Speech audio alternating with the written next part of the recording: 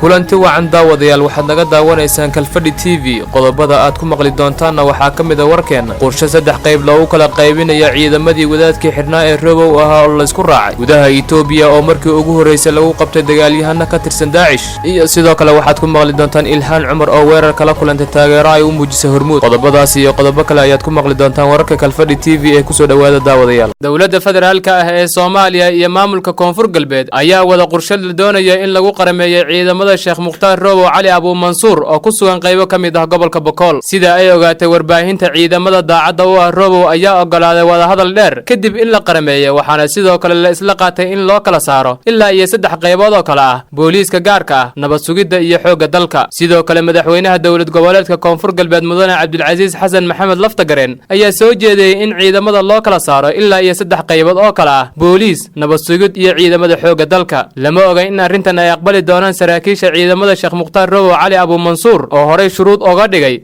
in hoggaanka ciidanka dawladda ay qayb ka noqdaan sidoo kalena la siiyo gaadiid dagaal hub iyo saanad military intaba wada hadallada iyo dadaalada lagu doonayo in lagu qarameeyo ciidamada ayaa sii xoogaystay kadib booqashadii ra'iisul wasaaraha xukuumadda federaalka ee Soomaaliya Mudane Xasan Cali Khayre uu ku tagay gobolka Boqol inkastoo uu hadda dib ugu laabtay magaalada Baydhabo ee xarunta gobolka Baay ra'iisul wasaare Xasan Cali Khayre ayaa horey ugu guuleystay inuu qarameeyo ciidamadii maamulkii goboladii dhexe ee Ahlusunna wal Jamaa iyo sidoo kale maleeshiyad beelaadyo ku sugnaa deegaano ka tirsan gobolka Galgaduud ee bartamaha Soomaaliya arrimahan ayaa waxay ku soo aadayaan iyadoo uu wali xiran yahay wadaadka Mukhtaar Robow oo ay bishii December ee sanadkii hore dawladdu ka soo xirtay Koonfur Galbeed wargeyso ka soo kala baxay Israa'iil iyo Mareykanka oo ay ka mid yihiin The Times of Israel iyo Judicial Watch ayaa Ilhaan Cumar ku cambaareeyay in ay taageertay Hormuud ayna ciidamada nabad ilaalinta ka dalbatay inay ilaaliyaan shirkadda iyo isgaarsiinta Soomaaliya Ilhaan ayaa barteeda Twitterka ku soo qortay fariin ay ku cambaareysay weerar lagu burburiyay xarun ay lahayd shirkadda oo ku taala xuduudda Kenya iyo Soomaaliya ilaa iyo hadda ma cadda cidda weerarka qaaday balse shirkadda ayaa sheegtay in horey looga burburiyay in ka badan 12 xarumood oo ku yaala xuduudda labada dal dawladda federaalka ee Soomaaliya ayaa dhankeeda cambaareysay burburinta biraha isgaarsiinta Hormuud wargeysyada waxay soo xiganayaan warbixino horey loo qoray oo aan la cadeyn karin kuwaasi oo shirkadda eedeyn u jeedinaya wargeyska ka soo baxay Israa'iil ayaa soo xigtay warbixino ay qaramada midoobay qortay waxayna warbixintooda ciwaan uga dhigeen Ilhaan Cumar waxay si aan qorsooneyn u taageertay urur xumaan ku caanbaxay sidoo kale Judicial Watch ayaa daabacay in Ilhaan ay dalbatay in la difaaco shirkadda uu aasaasay qof lagu eedeeyay inuu maalgeliyo argagixiso Ilhaan Cumar oo ka tirsan Koongareeska Mareykanka ayaa 25 Agoosto boggeeda Twitterka ku qortay waxaan aaminsanahay in la ilaaliyo lana difaaco waxyaabaha aasaaska u horumarka gaar ahaan iyadoo ay socdaan weerarada joogtada ah ee argagixisada waxay intaa ku dartay shirkadaha waxay abuuraan shaqo waxayna lug ku leeyihiin suuqyada dhaqaalaha taas oo qayb ka ah nabadda Muxiidiin Xasan Cusubow oo ah agaasimaha warbaahinta iyo suuqeynta shirkadda Hormuud ayaa warbaahinta u sheegay in isgaarsiintooda aan loo adeegsanin arrin amniga wax u dhimaysa war qoraal ah oo Hormuud soo saartay waxay ku sheegtay in anteenooyinka la burburiyay ay sababtay in qadka uu ka go'ay ilaa 4,000 oo qof wasiirka boostada iyo isgaarsiinta ayaa tilmaamay in AMISOM ay ka dalbanayaan inay dawladda Soomaaliya kala qayb qaadato baaritaanka weerarada soo noqnoqday wasiir Cabdi Canshuur Xasan sheegay waxaan aaminsanahay in ay muhiim tahay in tilaabada ku habboon laga qaado cadawga u bareeray beegsiga dhaqaalaha iyo ganacsigeena si waafaqsan shuruucda caalamiga ah Muxiidiin Xasan Cusubow ayaa dawladda Kenya ku eedeeyay burburinta wuxuuna tilmaamay in ay cadeyn u hayaan waa ciidanka Kenya oo wata qalab military waxay arrintan bilaabeen 2017 ayuu yiri isagoo ka hadlayay shaqadooda ayuu yiri waxaa loogu talagalay in ganacsi loo adeegsado cid si qalad ah u isticmaasha maba u ogolaano isgaarsiinteena oo ku kooban deegaanada Soomaalida oo kaliya waxaan ku xaqiijinayaa in aan hayno dukumeentiyo cadeynaya in ay yihiin ciidanka Kenya waxaan haynaa dad maqraatiyaal ah waxaan haynaa in dadka deegaanka ay u sheegeen in ay burburin doonaan shirkadaha isgaarsiinta ee meelaha ku yaala ayuu hadalkiisa ku daray Muxiidiin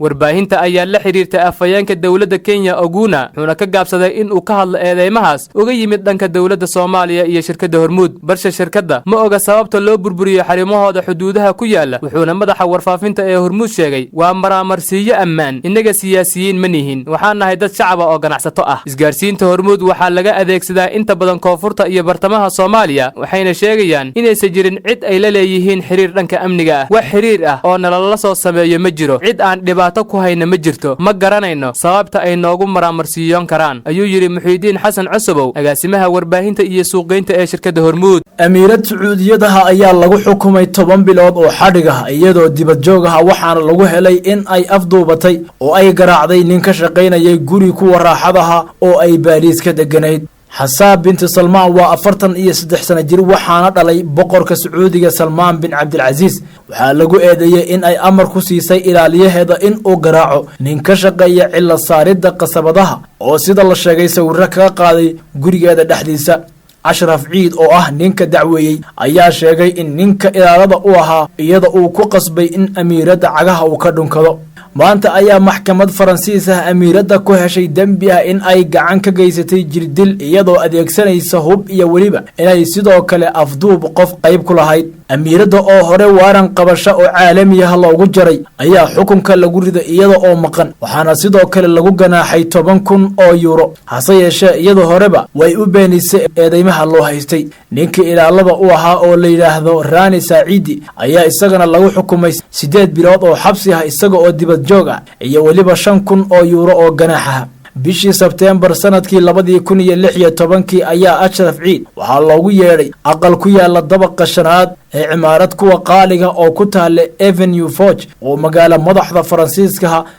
si uu u hagaajiyo qasabad jabtay ninka shaqaalaha ah oo dhalasho ahaan Masri ah ayaa sheegay in uu sawirro uun ka qaaday qolka maydhashada ee loogu yeeray in uu qasabada u hagaajiyo laakiin amiiradu waxay sida la sheegay ka carootay markii ay aragtay in meesha uu sawirayay muraayad ku taalay muuqeeda ka soo baxay hase yeeshee xaashida dacwadda waxaa ku cadayd in markiiba ay u yeedhay Saacidi oo ay amar ku siisay in uu garaaco isla markaana qol ku xidho Saacidi waxa uu maxkamadda bishii Julaay u sheegay in uu maqlay amiirada oo isoo gaar ku dhawaaqaysa markii uu u tagayna uu arkay Ciid iyo iyada oo telefoon isku haysta in amiirada sawirro laga qaadaa sharciga Sacuudiga waa ku dambi hase yeeshee qareenada difaacaya amiirada ayaa sheegay in ay shaki leedahay in maalmo kadib uu ku noqday guriga isaga oo sita qaanshay qiimaheeda uu yahay 21,000 oo euro warbaahinta dawladda Sacuudiga ayaa amiirad Xasaan ku amaantay adeegyada aadanimo iyo waliba ololeynta xuquuqda dumarka waxaa la sheegay in maalmo kooban kadib dhacdada ay Faransiiska ka tagtay hase yeeshee amiirada su'aalo ayaa laga weydiiyay eedaha loo haystay bishii Maarso ee sanadkii 2018 ayaa garsoore Faransiis ah waaran qabashaha u jaray waxaanay taasi ku qasabtay in aanay Sacuudiga ka bixin qareenkeeda Emmanuel ayaa sida la sheegay yiri amiiradu diyaar ayay u ahayd in ay maxkamadda kaga qayb gasho khadka Skype-ka dawladda Itoobiya ayaa sheegtay in ay gacanta ku dhigtay xubno looga shakisan yahay inay ka tirsan yihiin ururka isku magacaabay dawladda Islaamka xilli ciidamada dalkaasi ay howlgallo ka sameynayeen magaalooyin dhowr ah oo ku yaala xadka dalkaasi uu la wadaago Soomaaliya dagaalyahano taabacsan ururka Daesh ayaa ka dagaalama dalka Soomaaliya balse waa markii ugu horeysay ee ay Itoobiya qabato xubno ka tirsan ururkaasi sarkaal ka tirsan ciidamada Itoobiya oo lagu magacaabo Cornel Tasfaye Ayelow ayaa waxa uu sheegay in tiro kamid ah rag la qabtay ay ka soo kala jeedaan dalalka Suuriya iyo Yemen halka qaar kamid ah ay yihiin Itoobiyaan sarkaalka ma uusan sheegin tirada shakhsiyaadka la qabtay ee ka tirsan ururka Daesh Tasfaye Ayelow waxa uu sidoo kale sheegay in Itoobiya ay leedahay sidoon xoog leh isla markaana ay xiriir wanaagsan la leeyihiin dalka dariska ee Soomaaliya taasi oo horseeday in ay ku guuleystaan soo qabqabashada maleeshiyaadkaasi hogaamiyaha kooxda Daesh ee Soomaaliya Cabdiqaadir Muumin ayaa dhawaan shaaciyay in kooxdiisa ay beegsan doonto dalka Itoobiya isla markaana dagaalyahano ka qoran doonto qodobka ugu dambeeya warka Kalfadhi TV aad ku daawan doontaan madaxweynaha dalka Kenya Uhuru Kenyatta ayaa ka hor yimid qorshe la doonayo in ciidamada AMISOM looga saaro dalka Soomaaliya Uhuru Kenyatta ayaa waxa uu sheegay in ciidamada Kenya aysan marnaba ka bixi dooneen dalka Soomaaliya inta ay Al-Shabaab jirto isaga oo sheegay in Al-Shabaab ay halis weyn ku tahay guud ahaan dalalka Afrika